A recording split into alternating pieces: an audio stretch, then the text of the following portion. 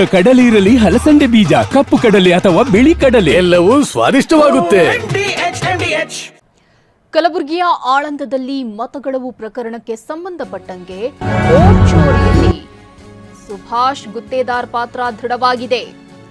ಆಳಂದ ಕ್ಷೇತ್ರದ ಮಾಜಿ ಶಾಸಕ ಸುಭಾಷ್ ಗುತ್ತೇದಾರ್ ಇದೀಗ ಮತಚೋರಿ ಪ್ರಕರಣದಲ್ಲಿ ಇವರ ಪಾತ್ರ ಇರೋದು ದೃಢವಾಗಿದೆ.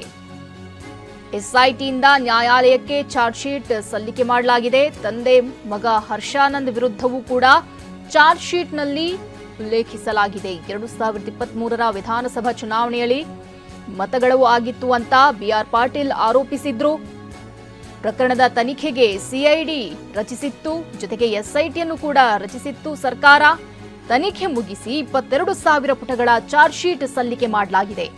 ಕಾಂಗ್ರೆಸ್ ಶಾಸಕ ಬಿಆರ್ ಪಾಟೀಲ್ ಈ ಬಗ್ಗೆ ಆರೋಪ ಮಾಡಿದ್ರು. ಬಳಿಕ ಚುನಾವಣಾಧಿಕಾರಿಗಳಿಂದ ಕೂಡ ದೂರು ನೀಡಲಾಗಿತ್ತು. ಮತಗಳವಿನ ಬಗ್ಗೆ ರಾಹುಲ್ ಗಾಂಧಿಯೂ ಕೂಡ ಆರೋಪಿಸಿದ್ರು. ಬಳಿಕ ಪ್ರಕರಣದ ತನಿಖೆಗೆ ಎಸ್ಐಟಿ ರಚನೆ ಮಾಡಲಾಗಿತ್ತು. ರಾಹುಲ್ ಗಾಂಧಿ ಕೂಡ ಈ ಬಗ್ಗೆ ಆರೋಪ ಮಾಡಿದ್ರು. ಆ ಬಳಿಕ ತನಿಖೆಗೆ ಎಸ್ಐಟಿ ರಚನೆ ಮಾಡಲಾಗಿತ್ತು. ಅಪ್ಪ ಮಗ ಸೇರಿ 7 ಮಂದಿ ವಿರುದ್ಧ ಚಾರ್ಜ್ ಶೀಟ್ ಸಲ್ಲಿಕೆಯಾಗಿತ್ತು. ಆಳಂದದಲ್ಲಿ 5,994 ಮತದಾರರ ಹೆಸರು ಅಳಿಸಲಾಗಿದೆ. ಇದಕ್ಕಾಗಿ ಸೈಬರ್ ಸೆಂಟರ್ ಬಳಸಿಕೊಂಡಿದ್ದಂತಹ ಆರೋಪ ಕೇಳಿ ಬಂದಿತ್ತು. ಮತದಾರರ ಹೆಸರು ಅಳಿಸಿ ಹಾಕಲು ಗುತ್ತೇದಾರ್ ಹಣ ಪಾವತಿ ಮಾಡಿದ್ರು ಅನ್ನುವಂತಹ ಆರೋಪ ಚಾರ್ಜ್ ಶೀಟ್ನಲ್ಲಿ ಎಸ್ಐಟಿ ಅಧಿಕಾರಿಗಳು ಈ ಬಗ್ಗೆ ಉಲ್ಲೇಖ ಮಾಡಿದ್ದಾರೆ. ಕಲಬುರಗಿಯ ಆಳಂದದಲ್ಲಿ ಮತಗಳವು ಪ್ರಕರಣ ವೋಟ್ ಚೋರಿ ಏನಿದೆ, ಇದೀಗ ಆ ಪ್ರಕರಣದಲ್ಲಿ ಸುಭಾಷ್ ಗುತ್ತೇದಾರ್ ಪಾತ್ರ ಇರೋದು ದೃಢವಾಗಿದೆ. ಈ ಬಗ್ಗೆ ಹೆಚ್ಚಿನ ಮಾಹಿತಿ ನೀಡಲಿದ್ದಾರೆ ನಮ್ಮ ಪ್ರತಿನಿಧಿ ರಾಚಪ್ಪ. ರಾಚಪ್ಪ, ಇದೀಗ ವೋಟ್ ಚೋರಿ ಪ್ರಕರಣ, ರಾಹುಲ್ ಗಾಂಧಿ ಈ ಬಗ್ಗೆ ಪದೇ ಪದೇ ಆರೋಪ ಮಾಡ್ತಾನೆ ಇದ್ರು. ಅದರಲ್ಲೂ ಕೂಡ ಕರ್ನಾಟಕದ ಕಲಬುರಗಿಯ ಆಳಂದದಲ್ಲಿ ನಡೆದಿರೋದು ಸಾಕಷ್ಟು ಹೈಲೈಟ್ ಆಗಿತ್ತು ಈ ಪ್ರಕರಣ. ಇದೀಗ ಸುಭಾಷ್ ಗುತ್ತೇದಾರ್ ಅವರ ಪಾತ್ರ ಇರೋದು ದೃಢವಾಗಿದೆ. ಚಾರ್ಜ್ ಶೀಟ್ನಲ್ಲಿ ಏನೆಲ್ಲ ವಿಚಾರ ಉಲ್ಲೇಖ ಆಗಿದೆ ರಾಚಪ್ಪ?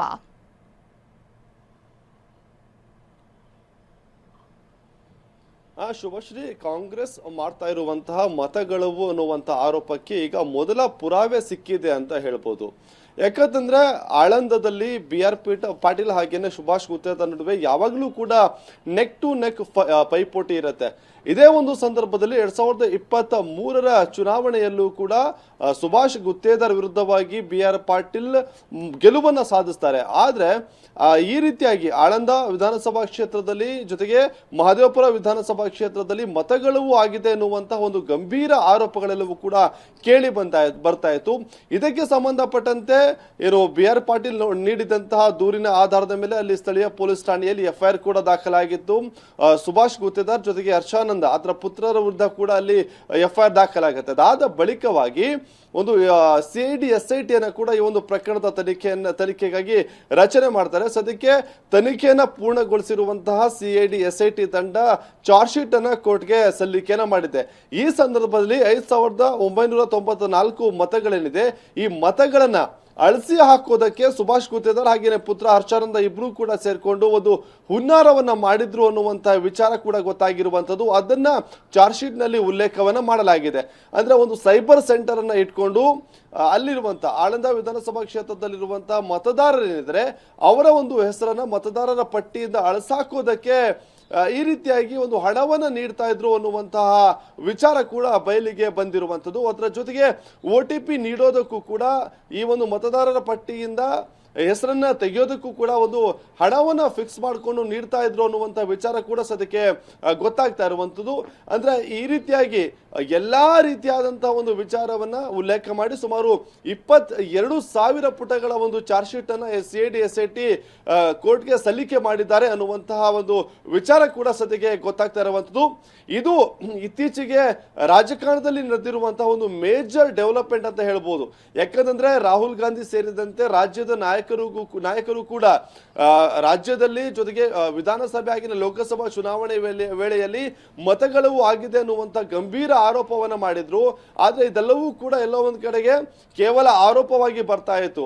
ಆದ್ರೆ ಸದ್ಯಕ್ಕೆ CID SIT ಒಂದು ಸಲ್ಲಿಸಿರುವಂತಹ ಚಾರ್ಜ್ ಶೀಟ್ ಏನಿದೆ ಇದು ಕಾಂಗ್ರೆಸ್ನ ಒಂದು ಮತಗಳವು ಹೋರಾಟ ಏನಿದೆ, ಮತಗಳು ಆಗಿರುವಂತಹ ವಿರುದ್ಧವಾದಂತಹ ಹೋರಾಟ ಏನಿದೆ ಅದಕ್ಕೆ ಒಂದು ಪುಷ್ಟಿ ಸಿಕ್ಕಂತೆ ಆಗಿದೆ. ಹಾಗಾಗಿ ಇವತ್ತಿಂದ ಈ ಪ್ರಕರಣ ಏನಿದೆ ಇದು ಮತ್ತೊಂದು ದಿಕ್ಕಿನತ್ತ ಸಾಗುವಂತಹ ಎಲ್ಲಾ ಲಕ್ಷಣಗಳು ಕೂಡ ಗೋಚರ ಆಗ್ತಾ ಇರುವಂತದ್ದು. ಯಾಕಂತಂದ್ರೆ ಮುಂದಿನ ದಿನಗಳಲ್ಲಿ ದೆಹಲಿಯಲ್ಲೂ ಕೂಡ ರಾಹುಲ್ ಗಾಂಧಿ ಇದೇ ವಿಚಾರಕ್ಕೆ ಸಂಬಂಧಪಟ್ಟಂತೆ ಒಂದು ಪ್ರತಿಭಟನಾ ರ್ಯಾಲಿಯನ್ನು ಕೂಡ ಮಾಡ್ತಾರೆ. ಆ ರ್ಯಾಲಿಯಲ್ಲಿ DCM DK ಶಿವಕುಮಾರ್ ಅವರು ಕೂಡ ಭಾಗಿಯಾಗ್ತಾರೆ. ಹಾಗಾಗಿ ಈ ಆಳಂದ ವಿಧಾನಸಭಾ ಕ್ಷೇತ್ರದ ವಿಚಾರ ಏನಿದೆ ಸದ್ಯಕ್ಕೆ ಅದು ಕೂಡ ಅಲ್ಲಿ ಪ್ರಸ್ತಾಪ ಆಗುವಂತಹ ಸಾಧ್ಯತೆ ಇದೆ. ಶುಭಶ್ರೀ, ಧನ್ಯವಾದ ರಾಜಪ್ಪ ತಮ್ಮೆಲ್ಲ ಮಾಹಿತಿಗೆ. ವಾಹ್, ಯಾಕೆ ಈಗ ಬಂತ ಸ್ವಾದ? ಖಂಡಿತ ಈಗ ಬಂತು ಅಸಲಿ ಸ್ವಾದ. MDH chunky chaat masala life ಅಲ್ಲಿ ಅಸಲಿ ಸ್ವಾದ ತರುತ್ತೆ. असली मसाला यस यस MDH